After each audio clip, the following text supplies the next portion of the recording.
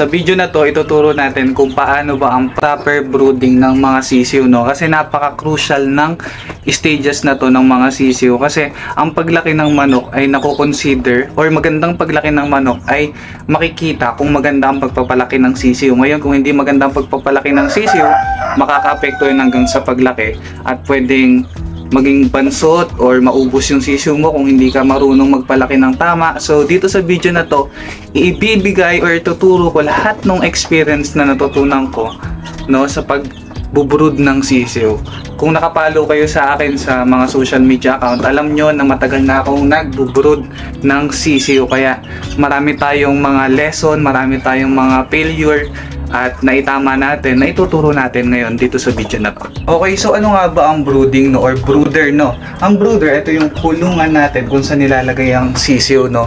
Kadalasan nagbo-brood tayo ng sisiw kung hindi natin pinapapisa sa inahin. Okay, so walang mag-aalaga sa kanilang inahin, kaya kailangan natin ng brooder. Kasi ang mga sisiw ay hindi pa kayang mabuhay ng sarili lang nila kung walang brooder. Like ilalagay mo kagad sa lupa, mamamatay yan. Kasi hindi pa nila kayang mag-regulate ng heat. So ngayon, kaya na-invento ang brooder, no, para makapagpalaki ng sisiw na pinipisa sa incubator, or pwede ring inahin pero ayaw nyo ipaalaga sa inahin, gusto nyo kayong mag-aalaga, pwede kayong gumamit ng brooder. So pinaka number 1 na kailangan, no, at importanteng dapat natin tandaan pag mag-aalaga tayo ng sisiw sa brooder ay yung brooder mismo. Okay? Kung mapapansin nyo, ang brooder natin ay kulob yan, nasasara yan ganyan. Yan, nasasara natin yung ganyan, may lock yan ganyan. Ngayon, dapat, kung mapapansin nyo, ayan, ang bawat sulok ng brooder natin ay walang butas, wala pong nakakapasok na hangin. Bakit po? Kasi, importante nating malaman na ang paa ng mga sisiw, yun ang parte na walang balahibo. Kung napapansin nyo, walang balahibo ang parte ng mga sisiw. Kaya dyan nila nadedetect ang temperatura. Ngayon, pagka may singaw-singaw dyan, lalamigin yung paa, ang sisiw ko pagka nilamig ay hindi kumakain at hindi umiinom hanggang sa mamatay sila, magkaroon kayo ng mortality, o hindi naman mababansot. Okay? So yun yung isang dahilan. Kaya dapat meron tayong proper na pag-aayos ng brooder, no? Dapat yung mga singit-singit na yan ay walang makakapasok na lamig, lalo na sa unang stage ng pag-brood natin, yung mga sisiw pa sila.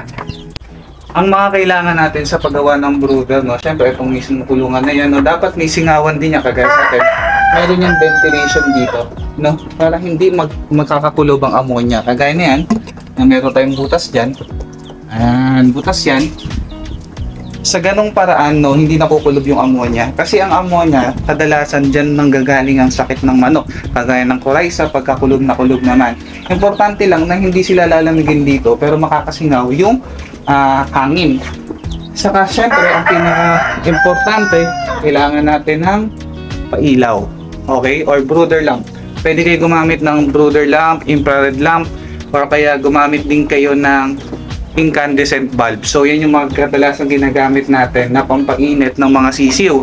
Huwag kayong gagamit ng mga LED kasi kailangan nyo pa ng heater nun. Kasi pag LED lang, hindi naman umiinit yon. So ilaw lang na ibibigay, walang init, useless lang. Ngayon, paano naman natin malalaman kung tama yung temperatura ng ilaw natin? Ito kasing ilaw natin na yan, ay medyo kagandahan na yan kasi nakabili na tayo, nakapagpundar tayo, na-adjust yung init niya. Ayan. Okay, pero pag nagsisimula, hindi naman kailangan ganito kaganda kagad. Pwede naman yung incandescent bulb lang, no? Ngayon, paano nyo malalaman kung tama yung init ng ilaw? Makikita nyo yan sa reaksyon ng mga sisiw. Kagaya nito, kung napapansin nyo, ang mga sisiw natin ay kalat-kalat. Ibig sabihin, tama ang temperatura. Ngayon, kung ang mga sisiw natin ay nagpupunta sa sulok, lumalayo sa ilaw, ibig sabihin masyadong mainit yung ilaw, magbukas tayo ng ilaw kasi nainitan sila, umalis sila sa init. Ngayon naman, pag nakita nyo naman na yung mga sisiw ay nagtutumpukan sa ilalim na itong ilaw na to, no, indication yan na nilalamig naman sila. Kaya nag-iipon-ipon sila dito. So hindi maganda yung ganon, kaya kailangan magdagdag tayo ng init ng ilaw. Kung hindi kayang i-cover ng isang ilaw, magdagdag ng isang ilaw para sa init. Kasi importante na na-maintain natin tamang temperatura sa mga sisiw natin. Kasi yun talaga yung susi para makapagpalaki ng tama ng sisiw. Kasi hindi sila kakain at iinom talaga kung giniginaw sila. So mababansot, mamamatay.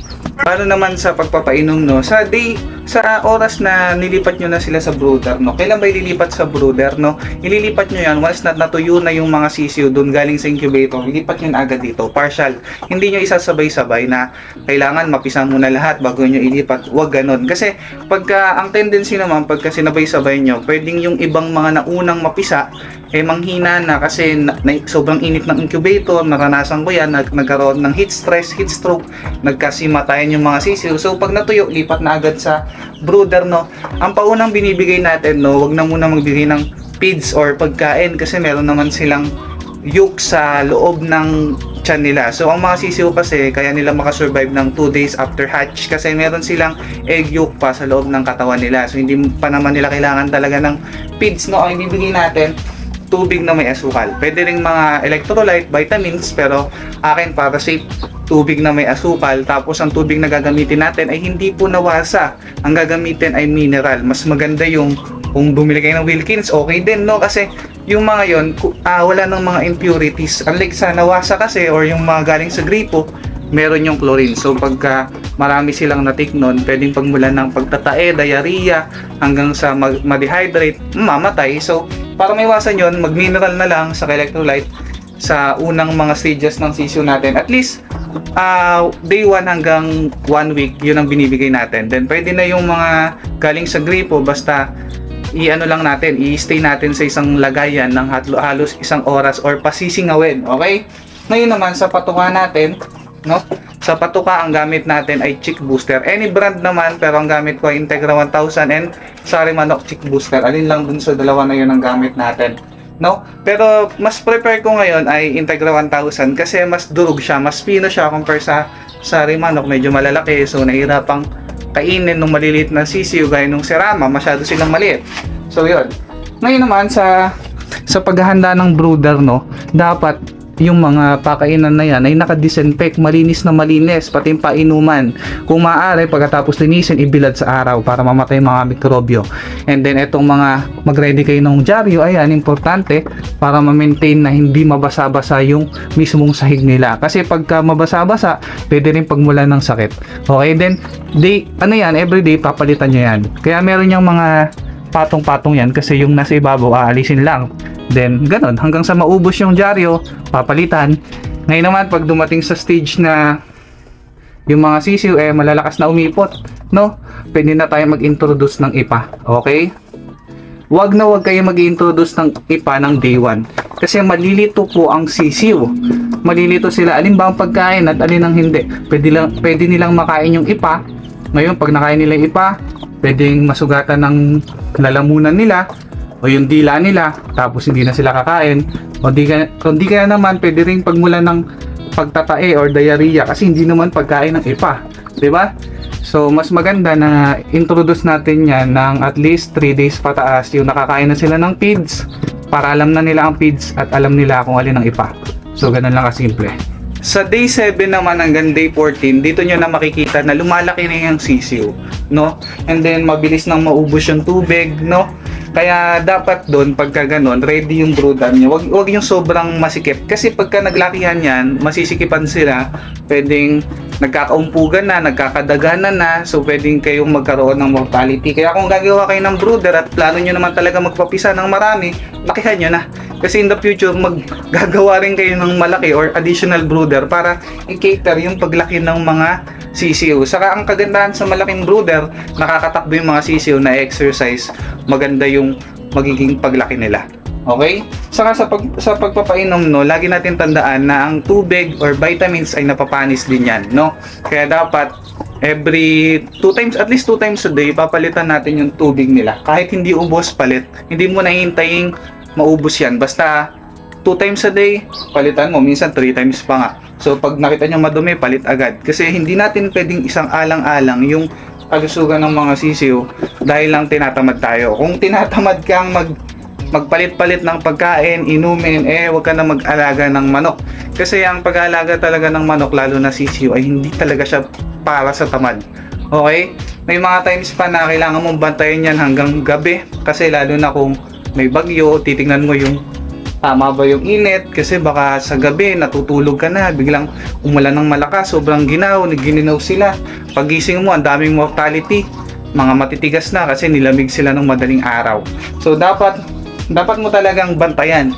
Ang ginagawa ko pagka ganun na magagabi na, no, kadalasan kaya may loon na tayo dito, binababa natin yan, no, pati dito tinatakpan natin yung pasingawan para mabawasan ng konti yung malalamig na hangin na pumapasok dito sa brooder.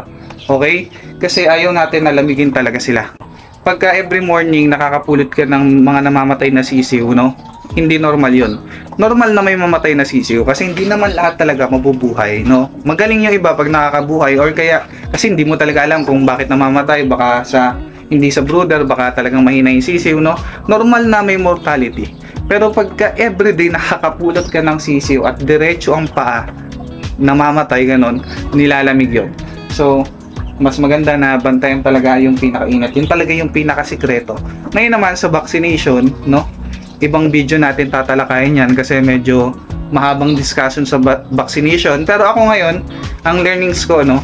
Hindi ako magbabakuna ng sisiw hanggat di sila tumutuntong ng 7 araw. Kasi napansin ko nung dati na practice ko, nagbabakuna ako ng day 1, no? Parang nagkakaroon sila ng diarrhea, nanghihina. Then yun, dumadami yung mortality. Pero nung sinubukan ko na after 7 days ako magbabakuna, yung medyo malaki na sila, no, nabawasan yung mga mortality ko sa sisiw. At ngayon, malalaki na yung iba kong sisiw na inalagaan doon. Pangalawang tips, no, yung sa pagbibigay ng vitamins, no. Ako ang binibigay ko probiotics with vitamins, no. Bakit, no? Kasi pagka napapansin ko, pagka hindi ako nagbibigay ng probiotics, no, hindi ganong kagandahan yung kondisyon ng sisiw. Kasi ang probiotics, nakakatulong yan sa feed absorption ng mga sisiw. So, kumbaga nagpapakain tayo, mas na-absorb nila yung mga feeds, nutrients ng feeds kaysa itinatay lang nila. Kasi mapapansin nyo minsan may mga sisiw na pakain tayo ng pakain pero parang ayaw lumaki, no? Kasi hindi na-absorb. So, mas maganda gumamit tayo ng probiotics, no? Saka, ang pinaka-importante kasi sa sisiw, yung gut health nila, no? Yung bituka. Pagka hindi okay ang bituka or hindi healthy ang bituka, kahit anong alaga nyo dyan, hindi lalaki ng maganda yan. Useless lang. Kahit magbigay kayo ng kung ano-ano dyan, hindi yan lalaki talaga. Baka mamatay pa. Diba? So, pinaka-importante talaga yung gut health ng sisiw. So, paano pagandahin ng gut health ng sisiw? Yung bituka, syempre, proper na inumin. Tapos yung tamang patuka, malinis na surroundings or yung kulungan, at syempre pag-introduce nga ng probiotics. Kahit sino naman kailangan ng probiotics, no, kasi yan yung panglaban natin sa bad bacteria rin ng bituka natin, pati rin ng mga sisiw, no, at yan yung good bacteria na tumutulong sa pagpapalaki ng na malusog na sisiw. Okay? Pangatlong tips, no, medyo iniingal ako kasi hindi na ako nakapagsalta ng gantong katagal, no. Second video ko pa lang to sa YouTube channel, no. Pangatlong tips na ibibigay ko sa inyo ay wag kayo magbibigay ng antibiotic, no. Pagkasisiw pa lang kasi hindi pa naman sila nakakatuntong sa sa lupa, ba't nyo bibigyan ng antibiotic, no? Ang number one rules ko dyan, kung walang early signs ng bacterial infection, wag kayo magbibigay ng antibiotic kasi pag nagbigay kayo ng antibiotic, mababansot ang sisiw nyo or babagal sa paglaki kasi nga pinatayin nyo yung pinatayin nyo yung mismong mga good bacteria na tumutulong sa pagpapalaki ng sisiw eh. So ngayon, ang mangyayari niyan, parang mare-reset ulit. So kailangan nila ulit mag-ipon or maging healthy nung bitukan nila, mag-ipon ng good bacteria para tumuloy-tuloy ulit yung paglaki. So huwag kayong magbibigay ng antibiotic basta-basta, lalo pag sisiw pa kasi ang liliit pa nung ng bituka niyan, tapos bibigyan niyo ng antibiotic. Sa tao nga hindi ka makakabili ng antibiotic kung walang reseta, sa sisiw pa. 'Di ba? So huwag tayo kagad basta-basta magbibigay ng antibiotic kung sisiw pa sila at wala namang sign ng infection or sakit, no?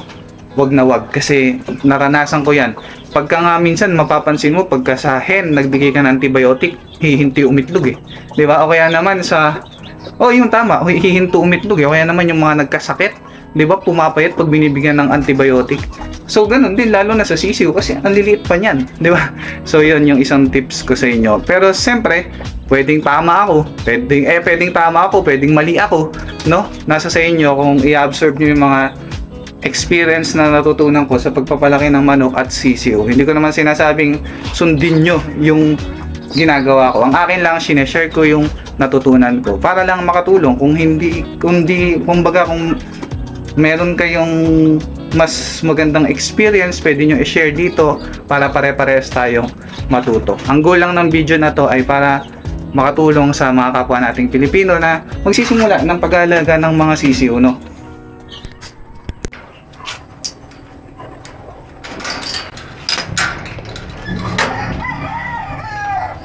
Okay, so dito naman sa ating maliit na hatchery, ito yung mga incubator natin. Ayan. Ito pa ibang style ng brooder natin. Ayan, ito isang style ng brooder natin. Ayan, galing lang din to sa mga scrap na materials, no? Ito naman ay open ng ano niya, taas niya. So sumisingaw dyan. Ngayon, itong mga sisiw natin dyan, kung napapansin nyo. So wait lang, saksak natin yung kuryente para makita nyo yung ilaw, no? Wait lang. Para makita nyo, ma-appreciate nyo. Ayan. Okay. Game. So ayan, kung napapansin nyo, meron na silang ipa. Nag-introduce na ako ng ipa. Kasi halos 2 times a day na ako nagpapalit ng dyaryo sa kanila. Ibig sabihin malalakas ng umipot. Then dito naman, nasa brooder pa rin to. Pero ito ay 1 month na to mahigit. So pinapailawan ko pa rin sa gabi para sure na hindi sila ginawin. So ayan, wala nang sahig yan, butas na yan. Ang ilaw na yan ay 40 watts na lang, hindi na ganong mainit. Nakakatulog pa rin naman sila yan. Ayan. So malalaki na yung mga yan. So ito yung mga sisiw natin. So ganoon lang kasimple, hindi kailangan ng magkakabong brooder. Meron pa ako isang brooder dito, nagawa rin sa plywood na second hand. Binutasan ko lang yan. Ito na, bubuksan na natin.